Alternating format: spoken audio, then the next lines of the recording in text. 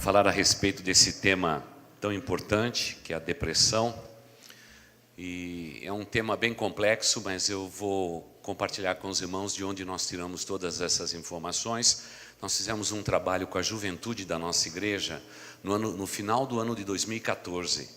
E foram eles que fizeram a composição do texto, apanhando de várias informações da internet. E nós compusemos a primeira parte com os nossos jovens. E depois tivemos o privilégio e a oportunidade de escrever a parte final, enfocando principalmente a questão da depressão de Elias. Foi um tema muito gostoso, muito precioso e abençoou demais. A gente só atualizou um pouquinho os dados, segundo o Ministério da Saúde, não é? Aliás, o site do Ministério da Saúde é uma fonte muito extensa de informações recentes a respeito do aumento exagerado de suicídio também no nosso país, o Brasil, infelizmente. E a primeira causa que eles estão apontando ali é a depressão. Esse é um tema bastante recorrente e um tema bastante difícil. Por isso, queridos irmãos, falando sobre essa trajetória de vitória na nossa vida, temos que passar também pela questão da depressão, um mal tão comum e provavelmente o grande mal deste século, não é? E iniciamos não faz muito tempo esse novo século, mas já estamos enfrentando esta realidade. Neste mês de setembro, principalmente com as cores amarelas, é um trabalho forte do mundo inteiro para realmente dar apoio às pessoas que têm sentimentos suicidas no mundo inteiro. Começou historicamente com o americano, mas se espalhou rapidamente pelo mundo, e o setembro, chamado Setembro Amarelo, é também um mês de prevenção ao suicídio, extremamente ligado ao assunto que nós vamos hoje compartilhar com os irmãos. Claro que a gente não pode fazer isso de maneira profunda, porque não temos tempo suficiente, mas nós vamos tentar correr e discorrer sobre o tema da melhor maneira possível, para poder trazer boas informações e concluir com a parte bíblica de uma maneira muito sensata. E até mesmo pensando no tema já desde a semana passada, irmãos, na segunda-feira o mundo foi aturdido com o suicídio daquele jovem pastor nos Estados Unidos, pastor auxiliar da igreja Harvest na Califórnia, uma das maiores igrejas dos Estados Unidos. Ele acabou se suicidando aos 30 anos de idade, deixando 2 filhos, e o mundo inteiro tem feito uma pausa desde a madrugada de segunda-feira para terça, para realmente orar pela família, orar também pela igreja, uma das igrejas mais ativas da costa leste americana, da costa oeste americana, e está vivendo um tempo muito difícil, um tempo muito complexo, e todos nós estamos muito entristecidos com a perda de mais um pastor. Só para os irmãos terem uma ideia, nesses últimos 10 anos, acredita-se que em média 180 pastores colocaram fim na sua vida. Então é um tempo que a gente percebe até que os líderes espirituais de muitas denominações estão passando por momentos terríveis e difíceis. Vamos então para o nosso tema, como vencer a depressão. Pode trocar o slide, por favor. Deixa eu ir para trás um pouquinho.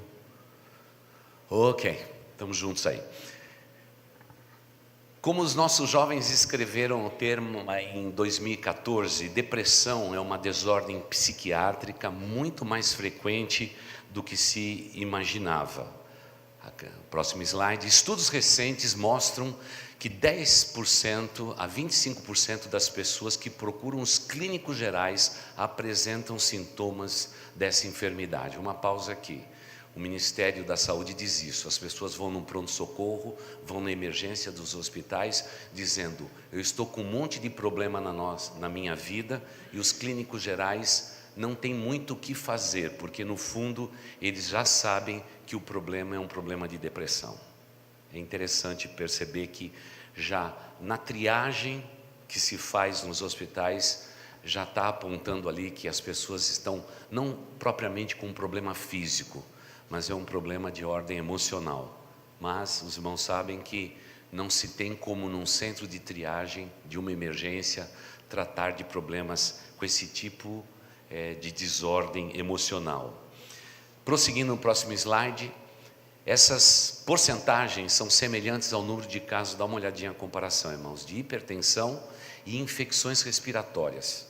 Quando a gente vê isso tudo, né, a gente diz, puxa, olha, os hipertensos, uma doença muito comum, mas a gente percebe que a depressão também está chegando lá perto, é muito perto, mas muitas vezes não olhamos para a depressão desse modo que deveríamos olhar. E muitas vezes na triagem também das igrejas, não é? Para não falar só, pode mudar o slide, na triagem também das igrejas, muitas vezes nós não reparamos naquilo que é realmente uma coisa chamada depressão. Muitas vezes nós sublimamos e dizemos, nós cuidamos da parte espiritual, mas fica muito claro que as pessoas que enfrentam a depressão são pessoas igual a gente, que têm fé no coração, enfrentam as lutas do mesmo modo do que as pessoas que não têm fé no coração estão enfrentando. A única diferença é que, tendo fé no coração, nós temos algumas possibilidades a mais de recuperação e mais rápida, como dizem os estudiosos, do que as pessoas que não têm. Então é por isso que nós não podemos fazer como faziam os antigos. Eu me lembro, quando eu me converti, que havia uma pessoa deprimida na igreja e todo mundo achava que ela tinha um pecado não confessado, não é? É óbvio que a Bíblia diz que todos nós somos pecadores, mas o conceito é que era por ela estar daquele jeito, deprimida, angustiada, ela tinha um pecado enorme na vida dela, e por isso muitas vezes a igreja nem tratava a pessoa como ela deveria ser tratada. E o mais interessante de tudo é que quando a gente vê pode trocar o slide. Ao contrário dessas doenças, não é, que nós mencionamos como hipertensão, doenças respiratórias, eles normalmente, os centros clínicos de triagem não estão acostumados e nem preparados para reconhecer e tratar a depressão. Então aí o caso fica pior. E hoje, infelizmente no Brasil, o Ministério da Saúde já está dizendo que muitos clínicos gerais estão já prescrevendo antidepressivo para as pessoas num caso imediato. Já vê, examina, não tem causa, tirou uma chapa do pulmão, fez exames de sangue, não tem, já dá um antidepressivo. Nós temos um amigo na nossa igreja, um dos grandes psiquiatras de São Paulo, o Dr. Pércio, e ele já esteve aqui conosco e falou claramente a respeito do perigo de se prescrever, não é, um antidepressivo para uma pessoa sem analisar principalmente os seus traumas. E, irmãos, traumas é uma matéria-prima que nós estamos cuidando desde que a igreja é igreja. Traumas emocionais, traumas vividos na infância, e por isso que mais e mais nós temos que fazer uma pausa para ouvir as pessoas, sem querer julgá-las. E muitas vezes as pessoas nem nos procuram, sabe por quê? Porque não querem ser julgadas como uma pessoa doente. Mas, meu irmão, minha irmã, se isso acontece com você, ou está no âmbito do seu relacionamento, essas pessoas precisam de ajuda. Não só ajuda espiritual que podemos produzir, como apoio espiritual, como fazemos sempre na igreja, mas precisamos também cuidar da sua alma, precisamos cuidar realmente do seu corpo, precisamos cuidar da saúde dessa pessoa. Não podemos desprezar isto. E não é vergonhoso um crente dizer, eu não estou bem, eu estou me sentindo deprimido ou passei por depressão. Porque no fundo do nosso coração, a gente trata com o indivíduo como um todo. E muitas vezes, nós mesmos como pastores não temos condição de ajudar a pessoa. E é tão difícil esse momento quando a gente diz, você está precisando realmente de um psiquiatra, de um psicólogo para te ajudar. Nós podemos ir até aqui esse ponto, daqui para frente você precisa de uma ajuda clínica. Irmãos, deixa eu dizer para vocês, sou pastor há mais de 40 anos, deixa eu contar, ninguém aceita essa palavra da gente. Todo mundo diz a mesma coisa, eu não sou doente desse jeito, eu não preciso de uma camisa de força, eu não preciso ser internado, eu não sou louco, e assim por diante. Eu acho que essa é a verdadeira loucura. Porque, irmãos, quando nós não estamos bem, nós precisamos de ajuda. Nós precisamos de ajuda. E a depressão é uma dessas doenças psicossomáticas, essas doenças da alma, não é, da psique humana, que ela grita, ela pede ajuda. E nós temos que estender a mão, não para criticar. Recentemente alguém veio para a nossa igreja e escreveu uma carta muito bonita para mim, pedindo ajuda na questão emocional. E acrescentou na carta dizendo que o pai e a mãe julgavam aquele moço como um vagabundo, que não gostava de trabalhar, e que aquela história de depressão, se ele fosse mais novo, se curava com uma cintada. Ele precisava apanhar. Só que eu estava falando com um rapaz de 22 anos de idade. Então a gente percebe que muitas vezes no núcleo das famílias, as famílias não sabem cuidar desta questão. Não sabem cuidar dessa questão. E nós como igreja precisamos trabalhar para principalmente apoiar as pessoas que estão atravessando esse tempo difícil. De que maneira? Amando, orando, incentivando, mas apontando direção. Apontando direção. Veja só, o medo já existia no ser humano, a ansiedade já existia no ser humano antes do homem pecar, segundo o que a gente vê na Bíblia. É incrível. O homem se sentia só, ele se sentia realmente amedrontado, limitado. São coisas que é nossa, do nosso coração, e a gente não pode ultrapassar esses limites. Há muitas pessoas que sublimam na espiritualidade, se escondem e escondem os seus traços de depressão. A igreja é um lugar onde que a gente mais vê isso. A gente tem tantas pessoas que não são equilibradas, são loucas, não é? Há um percentual mesmo, as pessoas são enlouquecidas às vezes dentro da igreja e se refugiam na igreja. Por quê? Sempre debaixo disso, Deus vai me abençoar, Deus vai cuidar de mim, eu creio em Deus. Claro que Deus é poderoso para realizar tudo isto, mas Deus também nos ensina que nós precisamos de Deus, mas nós também precisamos de pessoas. E aliás, o aconselhamento bíblico, pastoral, não passa de um bom aconselhamento psicológico, só que moldado por princípios pautados na palavra de Deus. A pessoa vem com o seu drama, com a sua luta, com a sua depressão, com os seus traços, e imediatamente nós dizemos, olha, a palavra de Deus nos ensina isto. Da mesma forma que um psicólogo, um psiquiatra faz o mesmo no campo onde eles estudaram, não tem nada de errado nisso. Agora, o grande problema nosso é a gente se esconder atrás de uma espiritualidade e vivendo a vida, e muitas vezes mofando dentro de uma igreja, sem trazer solução definitiva para o nosso ser. Então lembre-se, se você viveu traumas, experiências traumáticas na sua vida, principalmente antes de ter entregado o seu coração e a sua vida a Jesus, experiências traumáticas como rejeição, abandono, traição, ódio e tantas outras coisas, você pode ter vindo para a igreja, mas lá num cantinho escuro do teu coração e da tua alma, alguma coisa precisa ser feita. E muitas vezes a fé tem uma tendência de globalizar o espiritual e sucumbir nas entrelinhas aquele quarto escuro que a gente tem lá no nosso coração. E muitas vezes estamos na igreja, trabalhando, servindo, e muitas vezes estamos escondidos atrás de cargos e responsabilidades. Muitos de nós temos patologias, temos a tendência de magoar e ferir pessoas em grandes proporções. E nem percebemos, achamos que é zelo espiritual. Estamos doentes e não percebemos ainda que isso tudo está acontecendo à nossa volta. Por quê? Porque espiritualmente estamos trabalhando e atuando dentro da igreja. Nós temos que fazer sempre uma pausa. E como fazemos em cada ceia, examinar o nosso coração e descobrir se estamos bem ou se não estamos bem. A maioria de nós não temos nenhum sinal que dispara para dizer que nós estamos indo por um caminho de depressão. Não tem esse sinal. Bem poucas pessoas no mundo têm esse disparo para perceber, olha, eu não estou bem, eu preciso fazer uma pausa, eu tenho que pegar férias, eu tenho que mudar meu estilo de vida, eu tenho que obrigatoriamente parar porque eu não tenho condição de prosseguir. As pessoas não têm isso.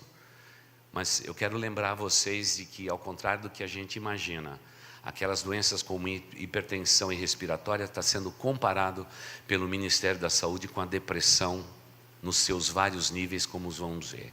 Vamos trocar o slide aí e vamos seguir em frente. Para caracterizar o diagnóstico de depressão, foi criada uma tabela abaixo, tá?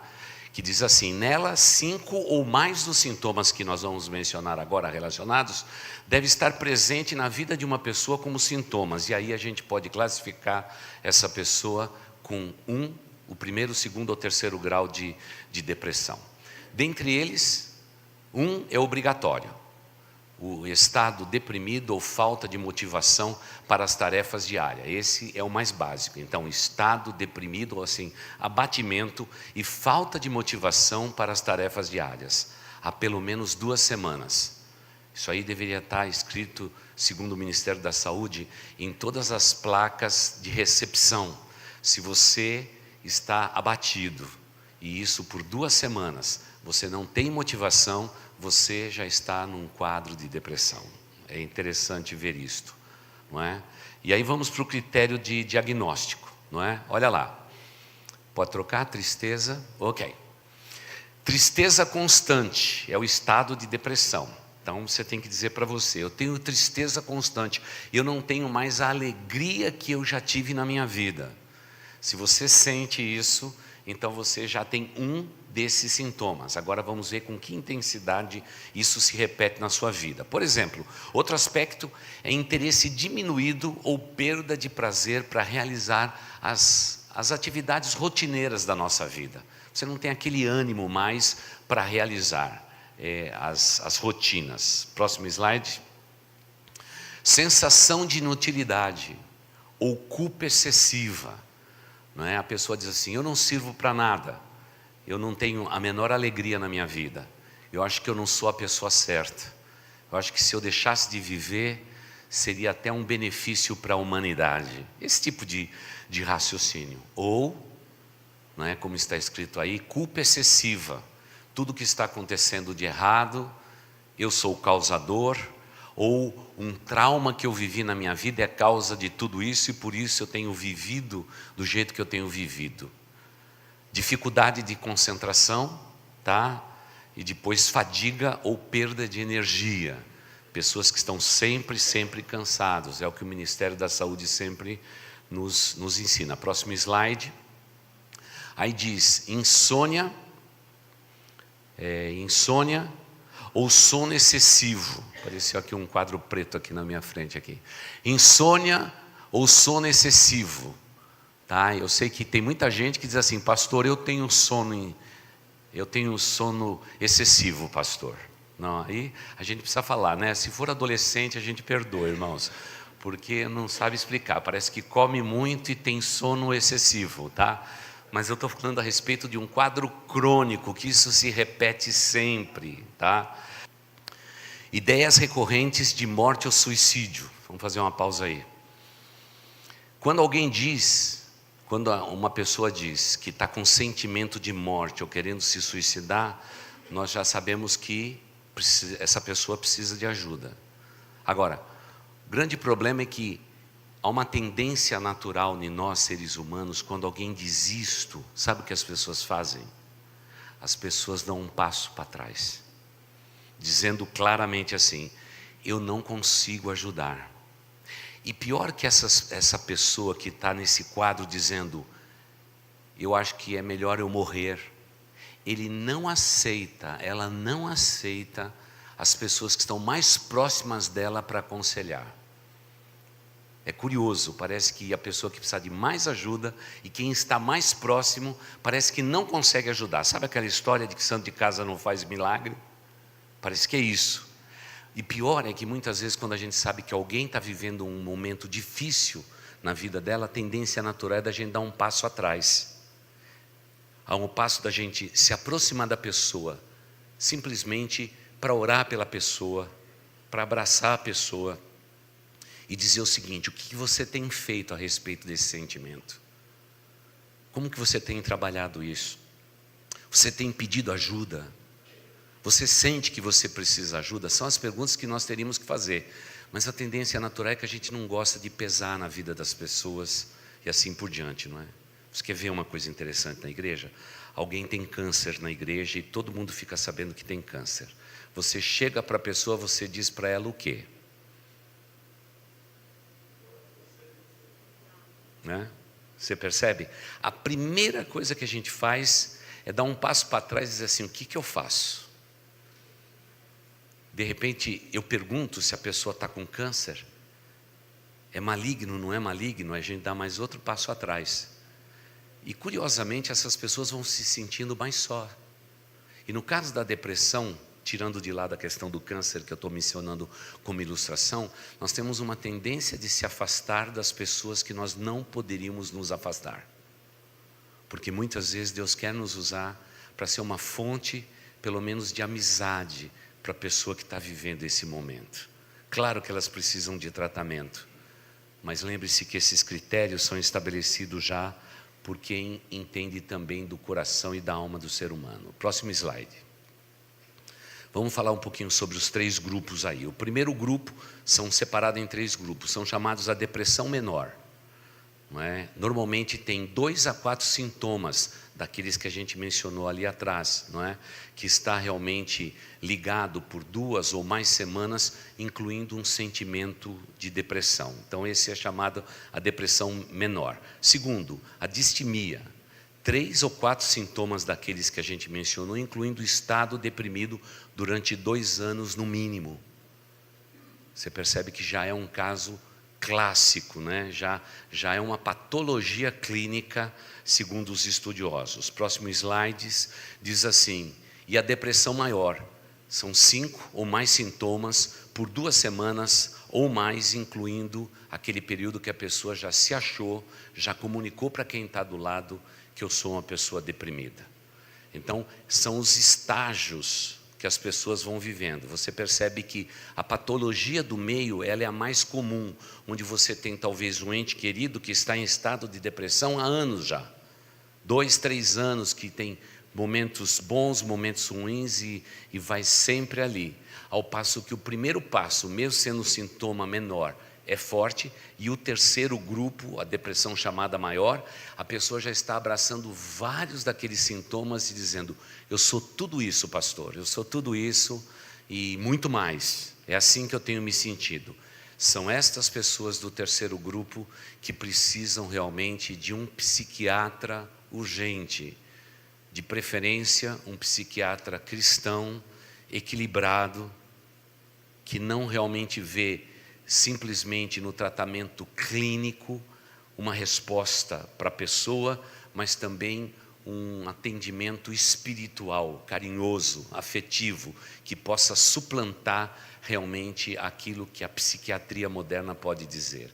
E um psiquiatra cristão, ele pode sim, garantido por lei, prescrever tudo que tem que ser prescrito, ajudar no que for prescrito, e no momento final ele pode também, de uma maneira muito doce, carinhosa, dizer das sugestões que eles têm de maneira espiritual para a pessoa. Isso é uma grande ajuda, e hoje muitos cristãos, psiquiatras como são, têm feito uma diferença muito grande no tratamento e na vida de muitas pessoas. Não estou desqualificando aqueles que não têm a fé no coração, pelo contrário, são pessoas maravilhosas, mas sempre tendo uma perspectiva espiritual, ela é muito mais importante para nós do que a gente possa imaginar. Qual que é o grande problema? Próximo slide. É os distúrbios sociais que a gente encontra na vida das pessoas. A pessoa começa a ficar já separada de todo mundo. Ela prefere se excluir, ela prefere se esconder, se refugiando no sono, se refugiando nas desculpas, não querendo enfrentar a vida como deveria ser enfrentado, e sempre encontrando uma culpa comum para dizer, eu estou assim por causa disto. Mesmo tendo a consciência do que causou isso, ou supostamente tenha causado isso, o que acontece naturalmente é que a pessoa coloca aquilo, causou isso, e senta em cima desse princípio. E aí, socialmente, essa pessoa começa a se excluir das amizades verdadeiras, de vir à igreja, etc. e tal. Aí vem as síndromes de pânico, de aglomeração social das mais variadas, e a gente percebe que até mesmo as pessoas que somem de repente da igreja são pessoas que estão num quadro muitas vezes como esse. Eles não conseguem nem viver em comunhão dentro da igreja. Por que não conseguem viver? Porque socialmente já está abalado no seu coração e na sua vida, está tudo mexido por dentro de uma maneira. O que uma pessoa dessa espera de uma igreja? Espera ajuda, mas alguém tem que levantar a bandeira branca de rendição. E muitas vezes um formulário como esse que nós recolhemos, não dá para a gente entender que a pessoa está enfrentando esse tipo de dificuldades. Simplesmente ela diz assim: pastor, eu quero pedir oração porque eu não me encontro bem. Isso é muito vago, não é? É por isso que reuniões como essa servem para dizer: eu acho que eu estou passando por um quadro de tristeza profunda, de depressão, eu estou muito desanimado, eu preciso de ajuda. Irmãos, quando falou eu preciso de ajuda, então tudo começa a ser resolvido. Agora, o grande problema é que a gente sempre sublima dizendo: pela fé eu acredito. Irmão, eu também acredito. Pela fé eu creio, eu também creio. Pela fé eu sei que Deus pode, eu sei que Deus pode. Mas muitas vezes, na circunstância repetitiva da nossa vida, o que a gente mais precisa é da lucidez e da sinceridade de dizer simplesmente isso: eu preciso de ajuda. Mas é isso que a gente não encontra hoje em crentes, pessoas que dizem crer em Cristo Jesus. Veja só, falando desses distúrbios sociais, a maioria hoje das igrejas pentecostais e neopentecostais é que enfrentam a maior dificuldade nesta área da depressão. Porque a pessoa, ela não diz que está deprimida, porque é sintoma de fraqueza no mundo, principalmente espiritualmente aquecido, onde que a pessoa tem que ser firme, vigorosa, pronta para o trabalho, ter fé sempre em Cristo Jesus, nunca duvidar do poder de Deus, e com uma palavra de ordem. São essas denominações que hoje enfrentam os maiores casos de suicídio, proporcionalmente, ainda que nós, mais tradicionais, não estejamos livres disso, obviamente, mas lá ainda se sucumbe mais esse sentimento, porque é realmente declarar uma fraqueza pessoal. Irmãos, nós precisamos entender que não tem nenhum distúrbio social que possa nos acontecer, que possa nos dar o equilíbrio que nós tanto precisamos para viver a nossa vida. Nós precisamos entender tudo isso. Irmãos, muitas vezes as redes sociais demonstram um mundo em que a gente não vive. Há muitas pessoas que estão ali dizendo o que elas são, o que elas fazem, mas no fundo, se a gente virasse o contrário, a gente descobriria que lá está uma pessoa que está precisando muito de ajuda e assim por diante. Próximo slide. A depressão é uma doença menos diagnosticada, porém é a que mais causa distúrbio social. Por quê? Porque os médicos, quando vê uma pessoa deprimida, diz assim: você não está bem, ponto. E para ali. Mas a pessoa, ela precisa ser tratada, e é com essa urgência. Próximo slide. Os sintomas de depressão interferem dramaticamente ou drasticamente com a qualidade de vida e estão associados aos altos custos sociais. O governo, as pessoas sabem o que significa alto custo, tá bom? O próximo slide. Perdas de dias no trabalho. É o Ministério da Saúde que está falando isso. Atendimento médico excessivo na vida de uma pessoa só. Medicamentos exagerados, comprados, múltiplas receitas, e até mesmo o suicídio que faz com que a pessoa saia de cena. E tudo isso, existe um custo embutido nisso tudo que é terrível. O próximo slide diz que pelo menos 60% das pessoas que se suicidam apresentam os sintomas que a gente mencionou acima, naquela lista dividida em 3 partes. Se 60% das pessoas que se suicidam estão nesse grupo, nós como igreja temos que parar e dar uma olhadinha nesse grupo. Temos que olhar esse grupo. Naturalmente, as pessoas que têm mais condições financeiras e podem recorrer a uma estrutura clínica, médica, seja ela qual for, serão melhores atendidas e sairão desse quadro o mais breve possível. No entanto, os irmãos sabem que a realidade brasileira é muito terrível. A maioria das igrejas e dos membros da nossa igreja não tem a menor condição de qualquer apoio nesta área, principalmente do cuidado da depressão, porque não tem um plano de saúde. Nesses últimos 8 anos, a maioria das pessoas abandonaram seus planos de saúde, não tem condição realmente de pagar uma consulta médica, e aí é que existe e entra a comunidade, aí é que entra a Igreja de Cristo Jesus para ajudar as pessoas, porque somando a nossa ajuda a gente consegue fazer muito, mas para isso, lembre-se, você tem que levantar uma bandeira branca de redenção, de rendição e dizer: eu preciso de ajuda. Talvez seja aí o ponto mais dramático. Próximo slide. Vamos para as questões bíblicas. Próximo slide. Pode seguir. Mais um? Ok. A depressão é uma doença clínica que apresenta sintomas que se assemelham a distúrbios espirituais. Uma pausa aqui. Tem muita gente que diz assim: pastor, a pessoa está deprimida ou angustiada, mas eu estou achando que é uma coisa espiritual. Mais ou menos dizendo o seguinte, assim, deve ser um demônio. Quando diz assim, principalmente no corredor da igreja, é sempre assim: pastor, olha, os médicos estão dizendo que é depressão, mas estou achando que é demônio mesmo. Mas ele não diz, acho que é demônio. Eu acho que é uma outra coisa, pastor. Por quê? Nós estamos falando da alma do ser humano, do âmago do ser humano, a alma do ser humano.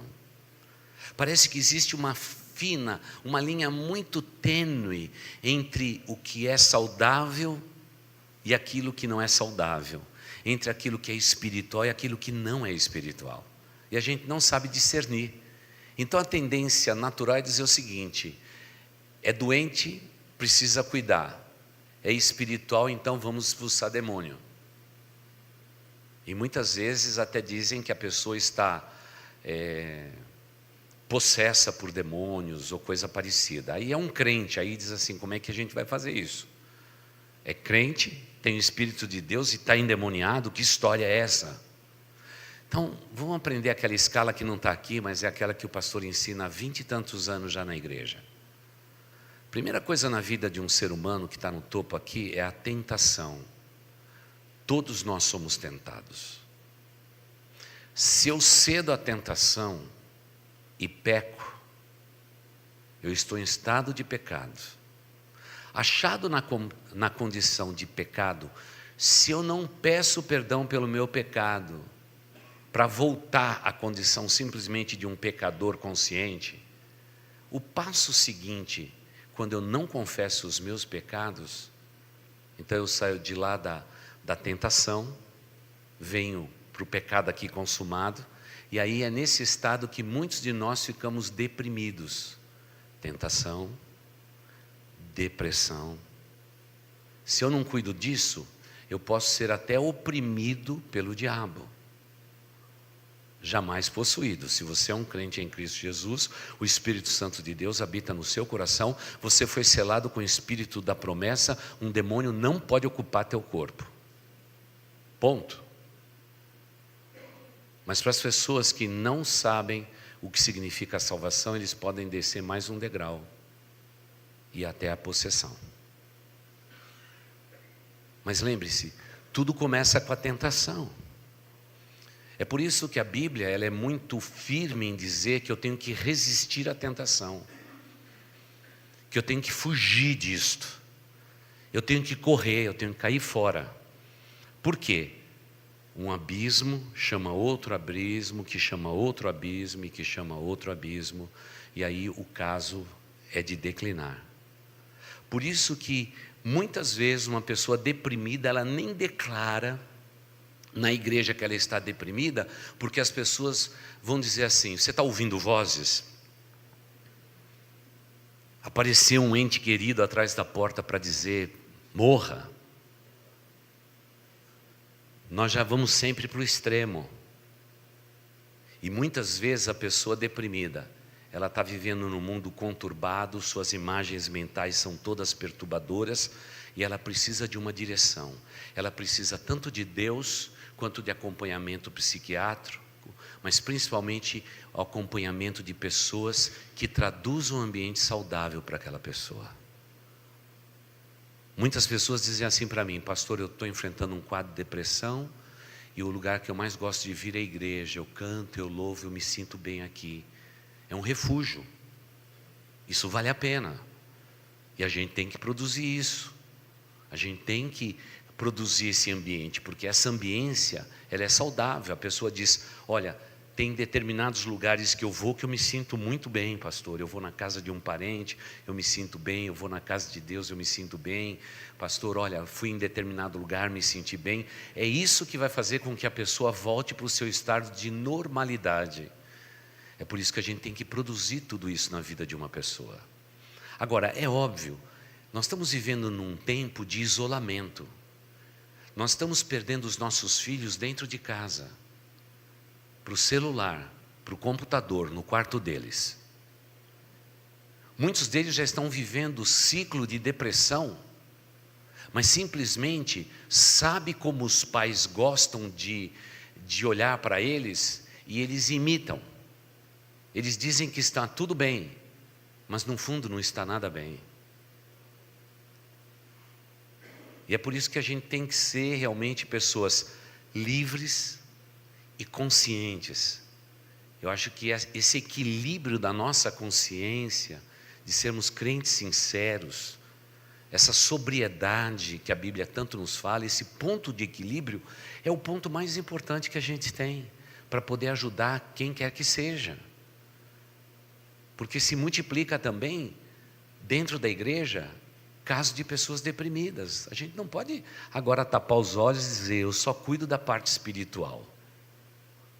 Não posso tapar os olhos, porque infelizmente a depressão é uma doença clínica, sim, mas muitas vezes ela tem um aspecto espiritual muito forte e pesa na vida de uma pessoa.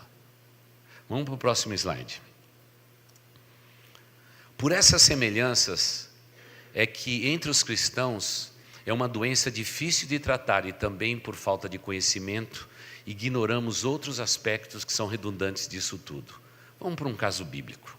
Pode passar mais 2 slides. Existem diversas abordagens para o tratamento da depressão. Entre elas eu quero destacar o psicológico, o medicamentoso, que já falamos, e o espiritual. E agora eu quero concluir então com essa parte espiritual, tá? E a Bíblia, pode passar o slide, ela relata alguns casos de depressão, nos quais Deus aplicou 3 abordagens mencionadas. 3 personagens, e Deus aplicou as 3 abordagens para com esses seres humanos com o qual Deus se relacionava pessoalmente. Eu vou separar o caso do profeta Elias. Próximo slide aí.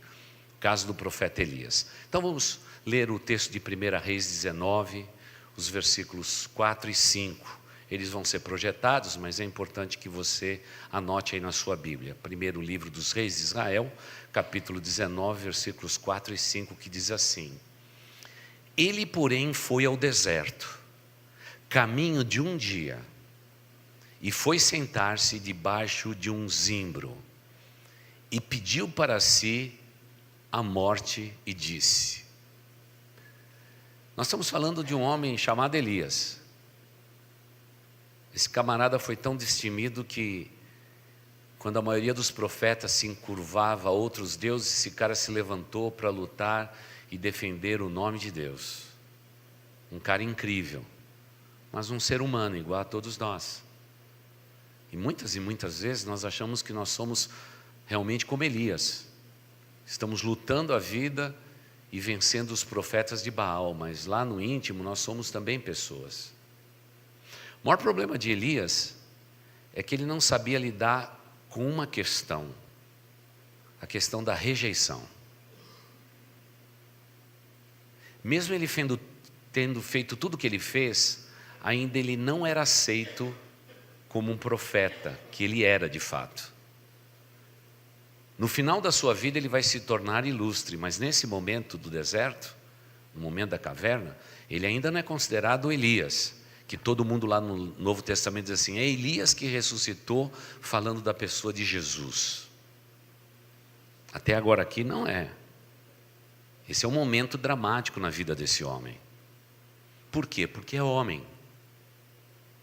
Todos nós temos um ponto de limitação.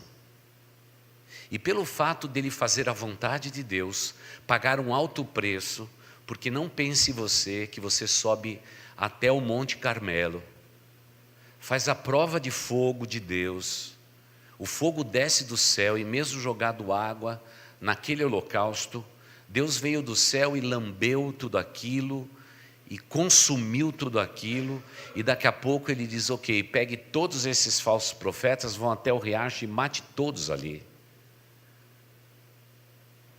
Agora, é claro, para uma parte do povo de Israel, o herói era Elias. Mas se você fosse parente de um dos profetas de Baal, você se sentiria como? Elias pode ser usado por Deus, mas é a pior pessoa que eu conheço. Ele matou meu filho.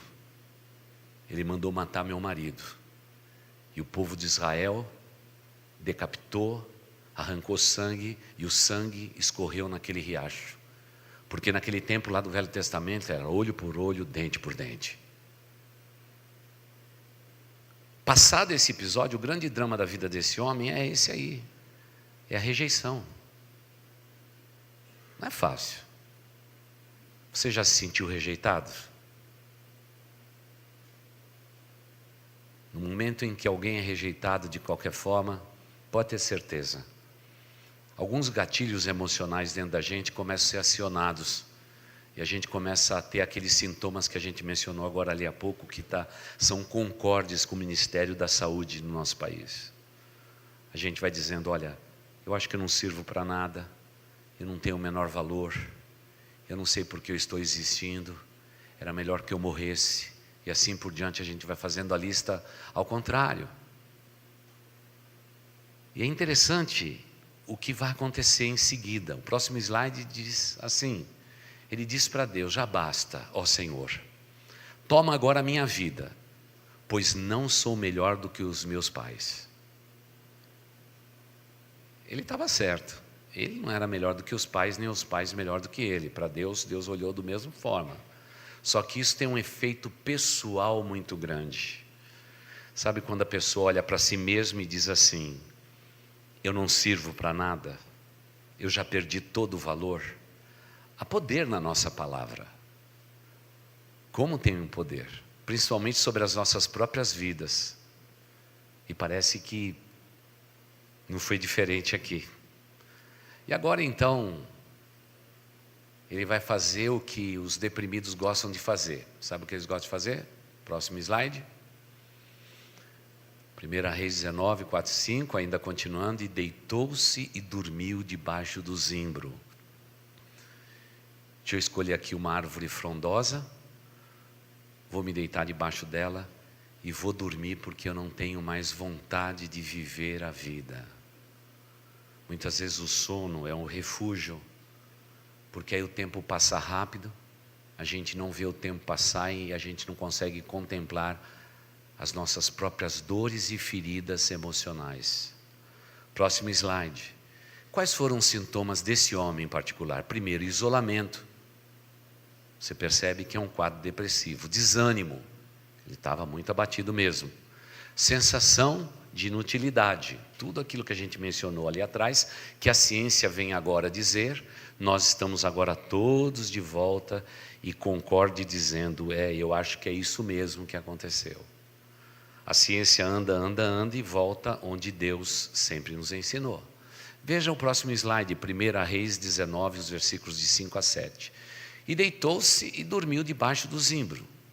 E eis que então um anjo tocou e lhe disse, tem muita gente que está esperando um anjo lhe tocar e dizer, sai dessa condição. Eu não duvido que um anjo possa vir, enviado por Deus, para acordar alguém não é? Não tenho dúvida nenhuma, Deus pode fazer todas as coisas, mas eu não acredito que Deus vai fazer isso, porque Ele já deixou revelada a sua palavra, e a sua palavra é suficiente para nos dar instrução. Sejamos inteligentes, abracemos a palavra de Deus, porque muitas vezes nós sofremos por falta de conhecimento. Olha o jeito que Deus vai tratar esse homem. Ele diz assim: eu vou destacar um anjo do céu. Irmãos, quando a gente lê o texto, a gente simplesmente, que o nosso Deus, Ele está cheio de anjo que fica sempre fazendo nada no céu, né? São tudo vagabundo celestial. Então tu lá, sabe, está andando, voando de um lado para o outro, né? Voando, e de repente está voando, passou na frente de Deus, e Deus chega assim e diz assim: ok, vem cá, vai lá levar um recado para Elias, porque Elias está meio mal, está meio ruim, vai lá. Irmãos, não é assim. Irmãos, nós estamos falando de hostes espirituais do bem. Todos eles já nasceram com responsabilidade. Deus tirar um anjo de um ponto e colocar no outro é um franco desguarnecido em alguma parte do mundo.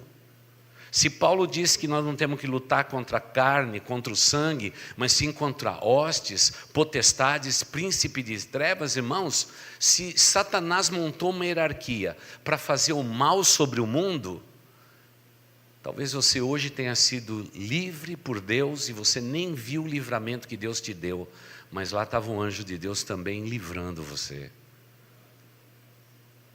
Não estava lá voando e de repente dizendo: faz o seguinte, vem cá, tio, vai bater um papo com Elias. Irmãos, há uma inflexão de hostes celestiais para poder vir intervir na vida desse camarada. O caso é gravíssimo, irmãos. Não era só um médico com uma roupa branca, com uma máscara branca e com uma touca branca. Era um anjo todo branco com asa. E agora não tome esse anjo como inofensivo, viu, irmãos? Porque na Bíblia não tem anjo inofensivo. Todos eles têm uma espada na mão. Quer serafins ou querubins, eles estão para defender o povo de Deus às ordens que Deus manda. A gente sempre acha que é o anjinho da árvore de Natal, né, irmãos? Sabe aquele anjinho que fica pendurado e tudo mais? Irmãos, é gente de guerra, irmãos.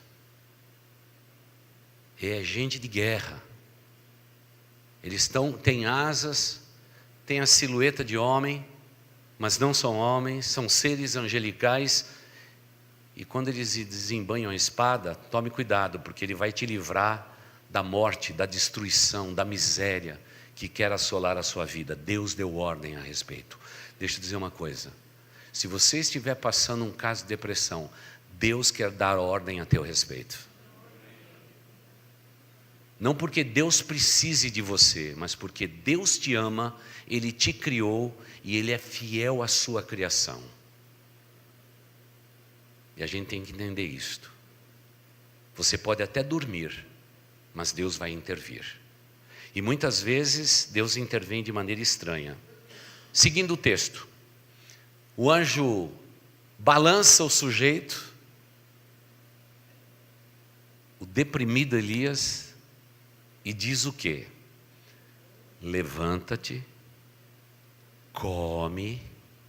E olhou, eis que à sua cabeceira estava pão cozido sobre as brasas e uma botija de água. Era aquilo que ele precisava. Talvez você diga assim: ele estava precisando de fogo de chão, porque ele tinha visto o fogo do alto. Ele precisava do fogo, não, ele precisava de uma dieta simples, mas ele precisava se levantar. O que é que você tem que dizer para uma pessoa que está prostrada pela depressão? Levanta. É o tratamento de Deus. Levanta. Desperta. Abre os olhos. Coma. Se alimente de maneira equilibrada. Porque a tua vida não parou aqui. Você tem uma caminhada longa pela frente. E lembre-se que eu vou falar.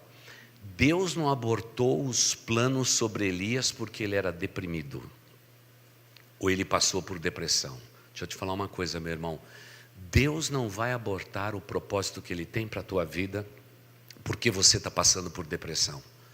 Ele continua esperando a tua resposta e vai dizer: desperta, levanta, come, se levanta, porque a caminhada continua. Muitas pessoas aqui dentro foram libertas da depressão, sabe fazendo o quê? Trabalhando na igreja. Eu disse: você precisa se ocupar, minha irmã, você está muito dormindo, sonâmbulo e tudo mais. Vamos levantar, vamos comer, vamos se alimentar, venha para a igreja para servir. E a maioria já foram tudo libertos, porque quando a gente serve o próximo, mesmo passando por lutas interiores grandes, quando nós nos doamos, nós encontramos de volta a razão de viver. Mas lembre-se, Deus não abortou o plano que Ele tinha para Elias porque ele passou por depressão. Deus entende a depressão do seu coração, e Ele só te diz nesta noite, para você e para alguém que está ao alcance da tua voz e da tua instrumentalidade: levanta, come, porque a caminhada precisa continuar. É bem claro o texto bíblico. Logo em seguida diz que ele comeu e bebeu.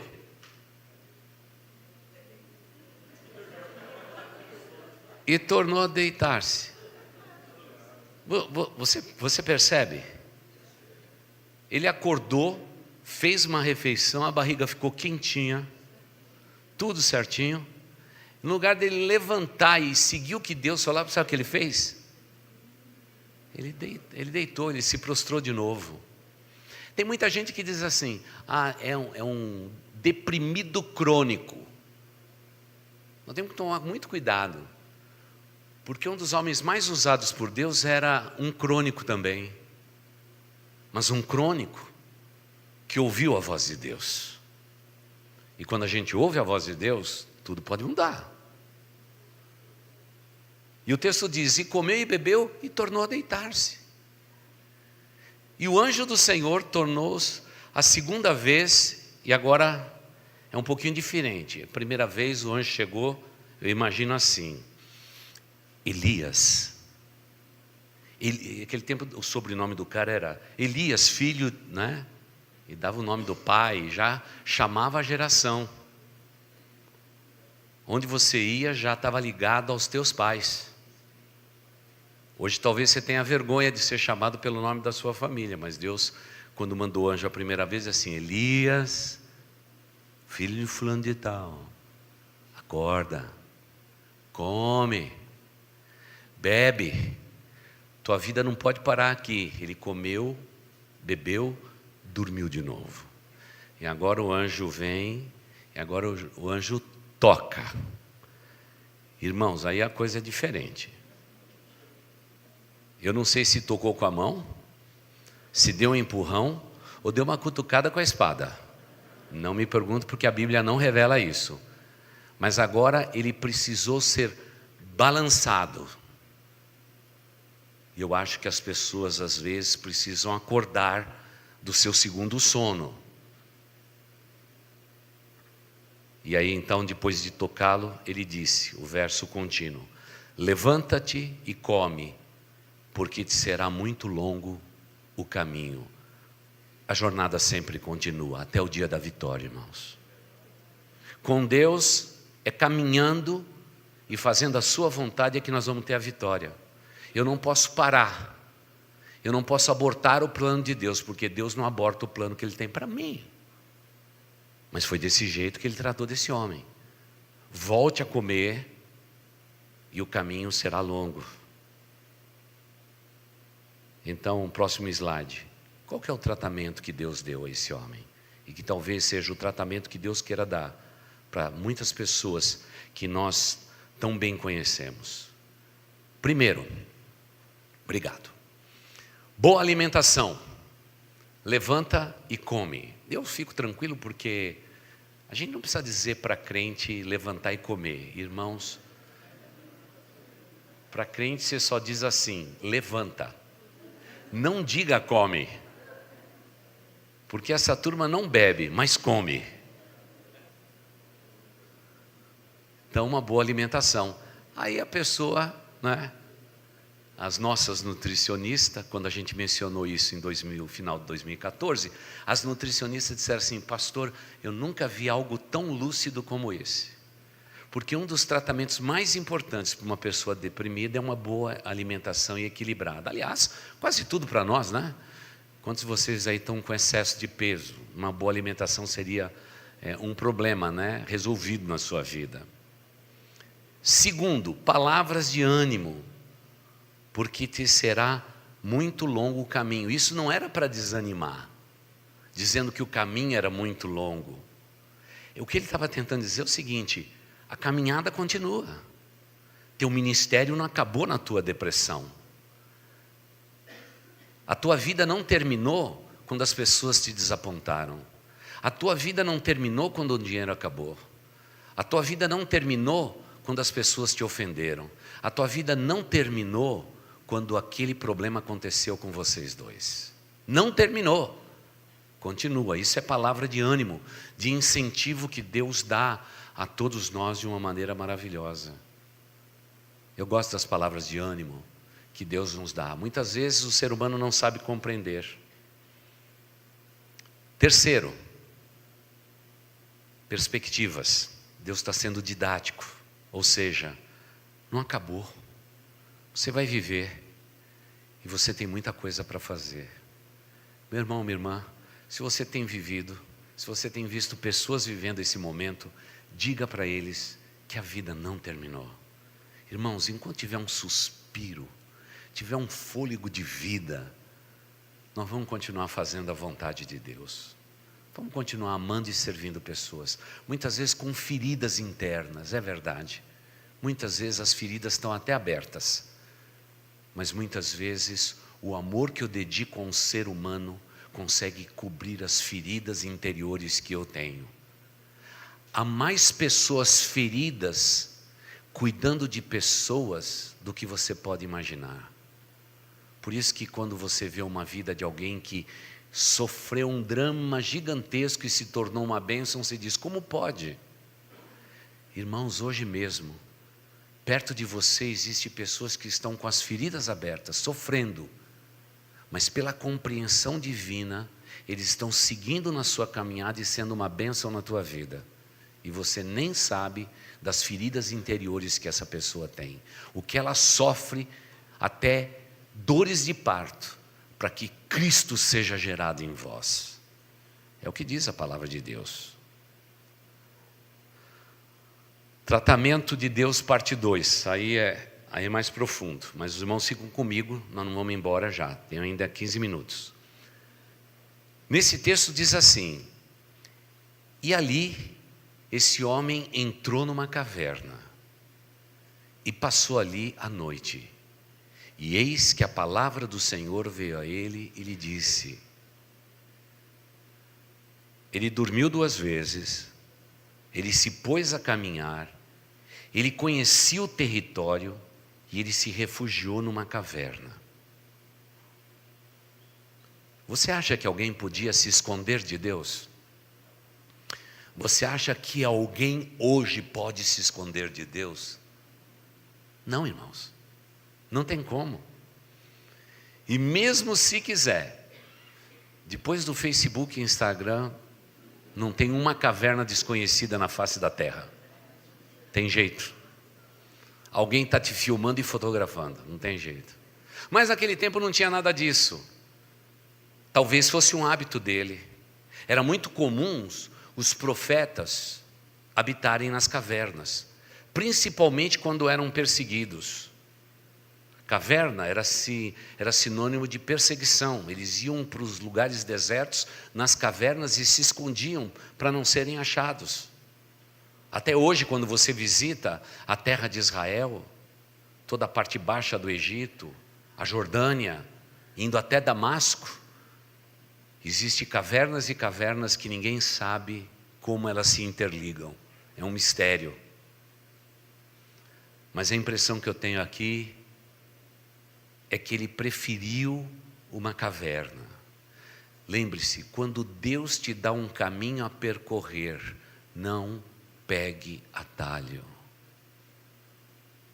Você precisa de Deus. e não de caverna. Ele entrou numa caverna e passou ali a noite, agora Deus vai falar com ele.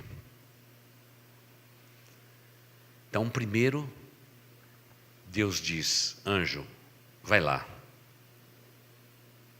fala com ele, toca nele, alimenta, pede para ele levantar e continuar a caminhada. Agora ele pegou atalho. Eu fico imaginando o anjo dizendo assim: volto lá, Senhor.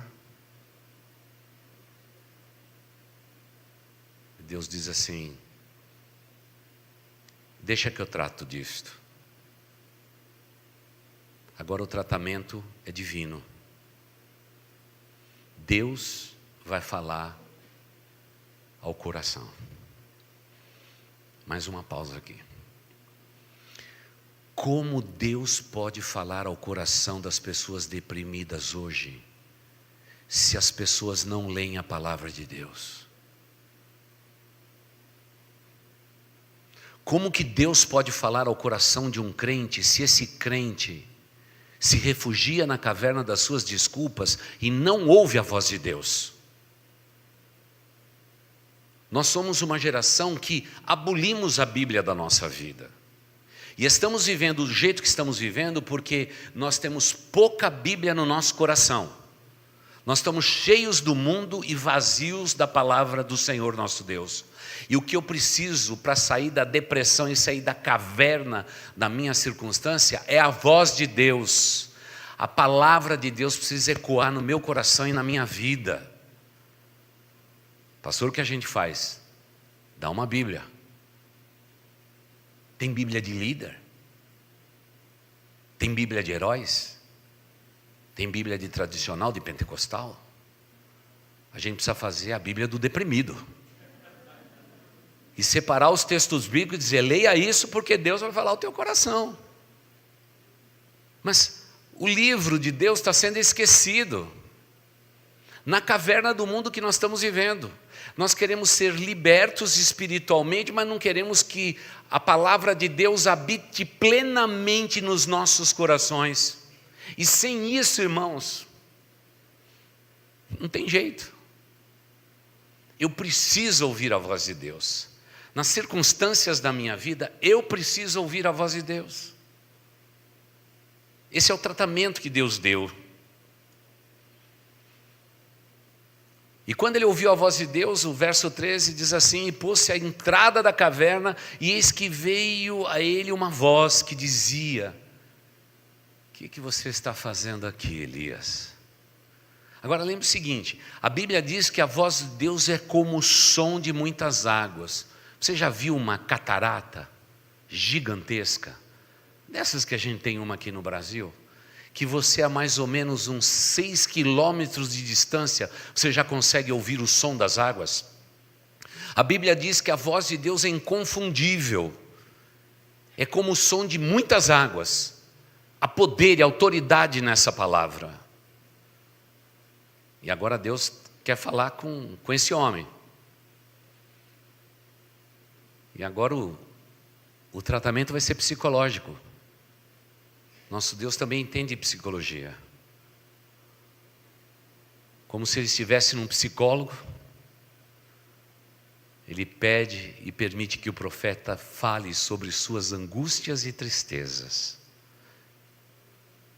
insistindo sempre que ele ponha para fora tudo aquilo que incomoda ele. No momento da caverna, quando a gente quer recair, aquele é um grande momento. Pena que os deprimidos não entendam isto. Aquele é o momento da gente sair para fora da caverna, ouvir a voz de Deus e dizer: Pai, o Senhor está falando comigo, deixa eu falar contigo. Deixa eu falar tudo o que me incomoda. Naquele momento a caverna virou o divã. E Deus disse: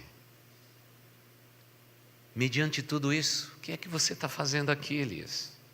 O que você está fazendo aqui? E Deus lhe disse: sai para fora. Neste monte que você escolheu, Se coloque na minha presença, diz o Senhor. Se coloque na minha presença. Pergunta aos irmãos: alguém pode fugir da presença de Deus? Não. Você percebe como Deus é didático? Aquele homem deprimido, ele estava tão confuso que Deus precisa ser didático com ele.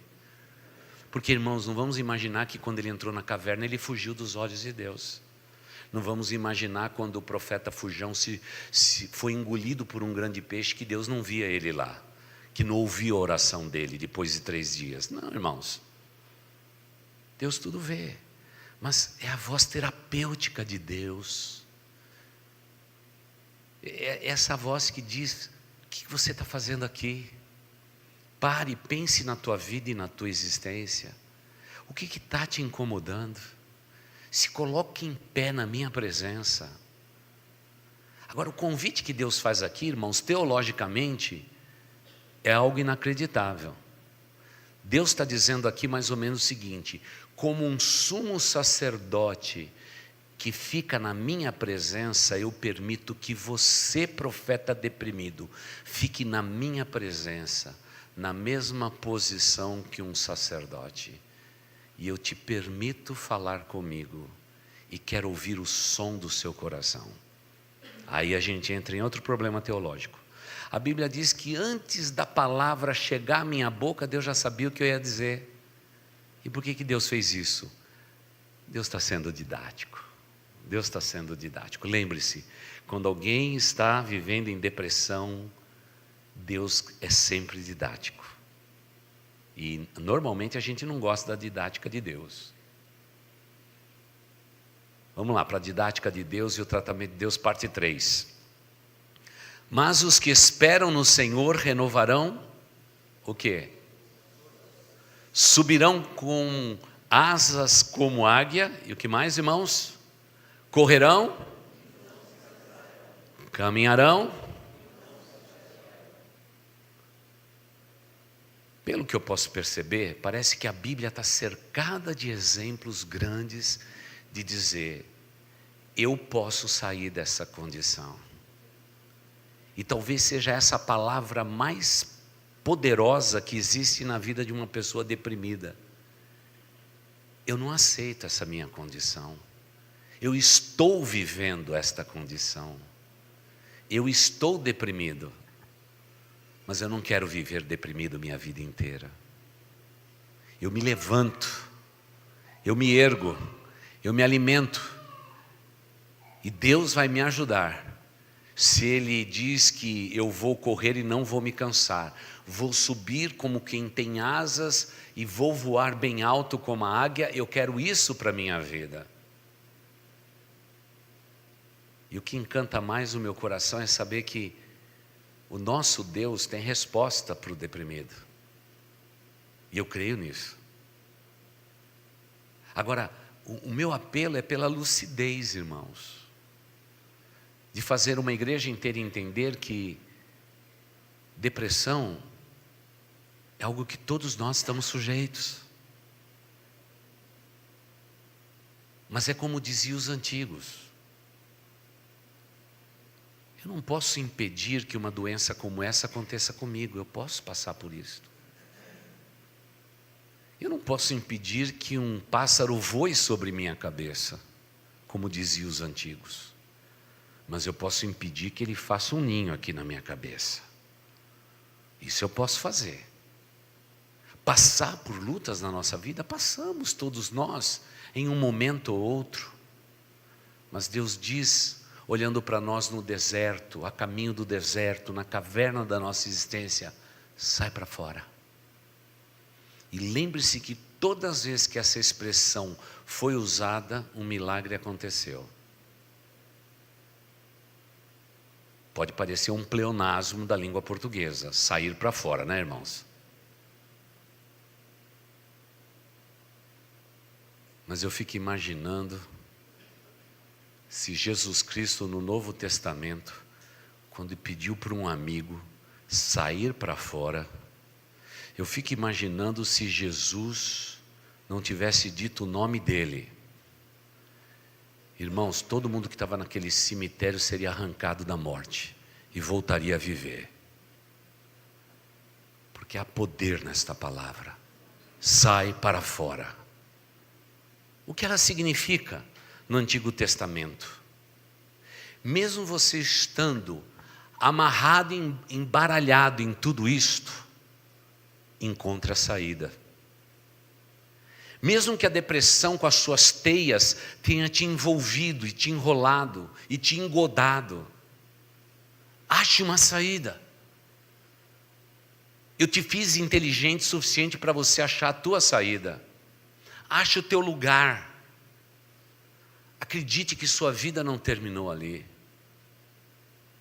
Provavelmente o melhor da tua vida está começando agora. Porque tudo aquilo que eu já vi na vida de pessoas deprimidas que foram libertas, a vida deles passaram a ter um nível muito melhor depois que eles passaram por aquilo tudo. E sabe o que aconteceu mais? Essas pessoas começaram a ser fonte de apoio para as pessoas que estão passando pela mesma situação. Eles são agora ajudadores das pessoas que passaram por estes vales, por essas cavernas, por esses desertos imensos. Eu creio no poder da palavra de Deus. Eu creio que quando oramos a palavra de Deus, quando lemos a palavra de Deus, começa o caminho de volta da saída da condição mais difícil da nossa vida. E a depressão, entre todas as coisas, está ali no topo disso tudo. Deus tem tratamento? Claro que Deus tem tratamento. Deus quer cuidar de você? Claro que Deus quer cuidar de você. Então, vamos concluir. Tinha mais coisa para falar, mas já chegou a nossa hora. Primeira coisa, seja disponível para as pessoas. Hoje a maioria das pessoas não estão mais disponíveis para as outras.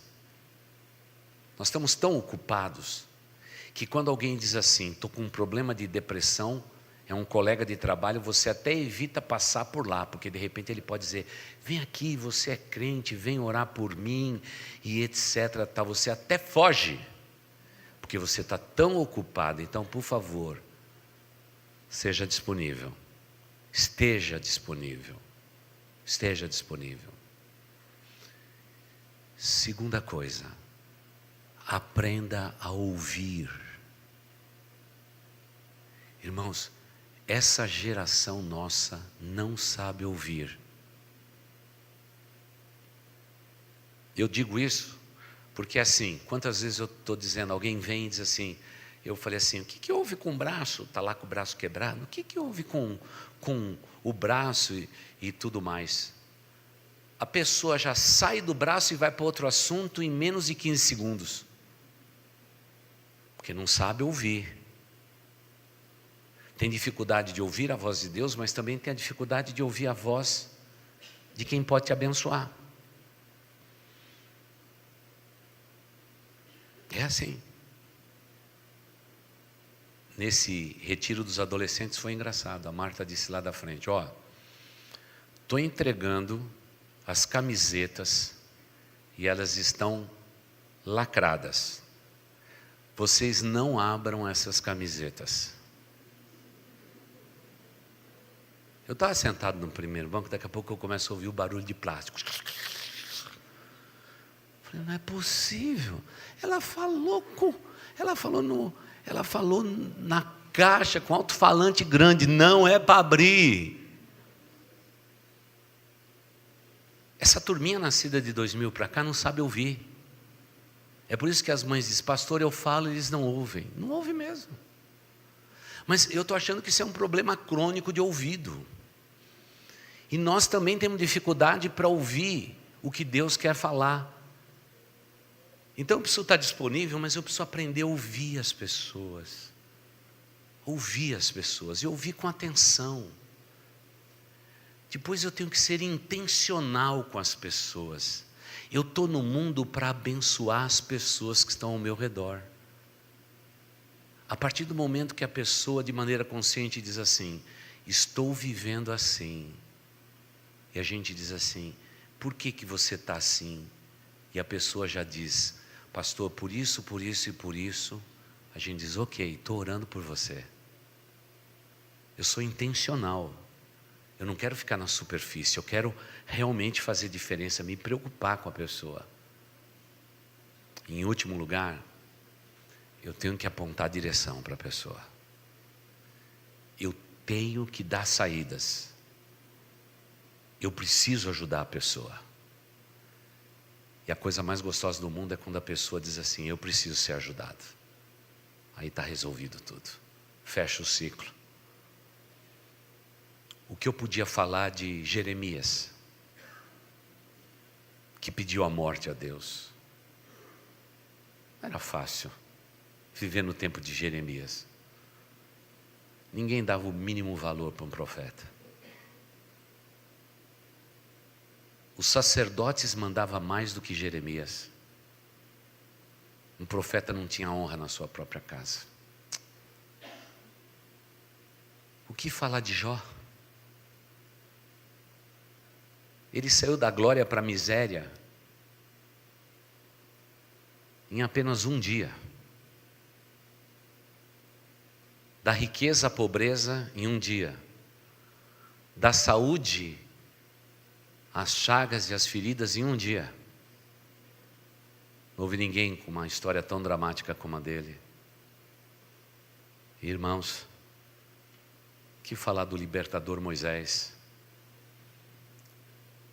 que depois do trauma de ter matado um homem, foge para cuidar das suas feridas emocionais. Você gosta de Paulo, que produziu tantos livros?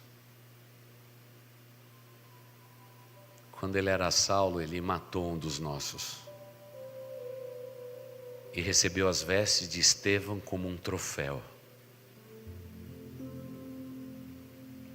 Precisou passar anos no deserto para poder refazer a sua vida inteira. Mas irmãos, Jeremias foi usado pelo Senhor. Elias foi usado pelo Senhor. Jó foi restituído em tudo que foi lhe tirado. Porque por detrás da vida desses homens existe um Deus maravilhoso. O seu nome Yahvé. O grande El Shaddai. Por detrás da tua vida, das tuas dores, das tuas feridas, meu irmão, minha irmã, existe um grande Deus. Saia da caverna. Saia da caverna. Lave seu rosto. Se alimente porque a comida já está pronta. E nunca se esqueça que o mundo pode se esquecer de você, mas Deus nunca vai se esquecer de você. Ele escreveu o seu nome na palma da sua mão, para nunca se esquecer de você. E você vai ser semelhante a Saulo de Tarso, Paulo de Deus, que vai ser usado de uma maneira poderosa para abençoar a vida de muitas pessoas, porque só quem viveu grandes feridas na sua existência sabe o que significa o que vem depois. E concluo dizendo, irmãos, que nessa semana lá em casa, vou pedir o pessoal do louvor já vir. Nós falamos uma frase ainda ontem e hoje, olhando para a dor e para o sofrimento de muitos. E nós estamos conversando entre nós, e diz que quando Deus dá o dom para uma pessoa, o diabo não pode tirar o dom dessa pessoa. Quando o diabo não pode tirar o dom da pessoa, sabe o que ele faz? Ele se levanta contra a pessoa para destruí-lo. Porque o diabo está vendo o dom, a habilidade que essa pessoa tem. São geralmente pessoas incríveis. Como o maligno não consegue subtrair o dom, ele embaralha a vida do sujeito, embaralha a vida dessa mulher, para que aquele dom, aquele talento não seja oferecido ao Deus Todo-Poderoso que lhe deu o dom. Por isso, quando você vê alguém sofrendo, preste atenção. essa pessoa especial. Cuide dessa pessoa e você vai ser beneficiado, porque aquilo que Deus deu a uma pessoa é intransferível, é dela, e o maligno sabe disto.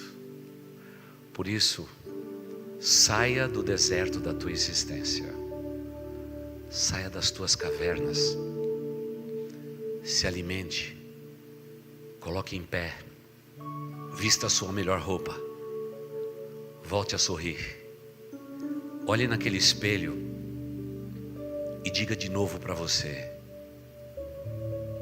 quem me formou foi Deus, tudo que eu possuo vem dele, e o inimigo da minha alma não terá poder sobre a minha vida. A minha vida está escondida em Cristo, em Deus, nas regiões celestes. E eu tenho certeza que o diabo vai bater em retirada, porque ele sabe do seu potencial. Mas eu quero dizer que aquele que te formou, ele também sabe do teu potencial. Enquanto o maligno veio para matar, roubar e destruir tudo, Jesus veio para te dar vida, e vida em abundância.